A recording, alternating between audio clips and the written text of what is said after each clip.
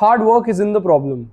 Unstructured training is. At Layered Fitness, we focus on what actually moves the needle.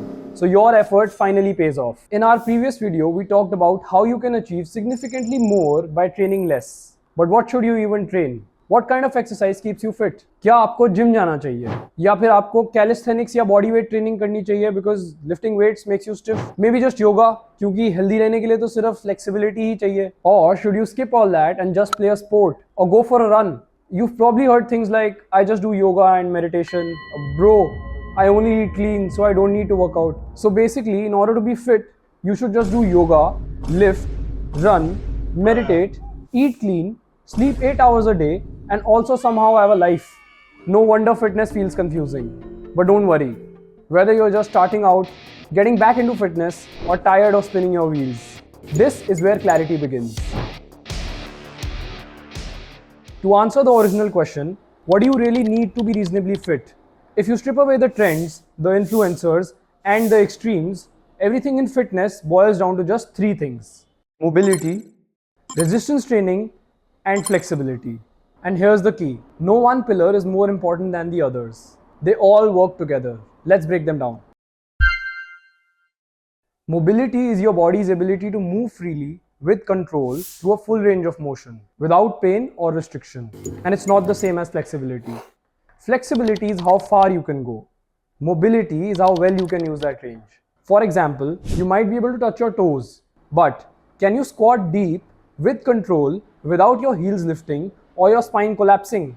That's mobility. Think of it as flexibility, strength, and control. Good mobility makes you far less injury prone, improves your form, and lets you build real strength in safe, stable positions. It's also the most overlooked pillar and the one that determines how well everything else works. Without mobility, strength leaks, and without mobility, flexibility is useless. I use resistance training as a broad term. By resistance, I don't just mean weights. I mean any form of mechanical stress that challenges the body to adapt. That includes strength work, power development, cross training, and even some forms of cardio. And the gym, it's simply the most convenient place to do all of that. Strength, cardio, weights, free weights, machines, conditioning, everything you need to stay fit under one roof. Now, for a lot of people, traditional weightlifting can feel repetitive, especially if you're not chasing a specific skill.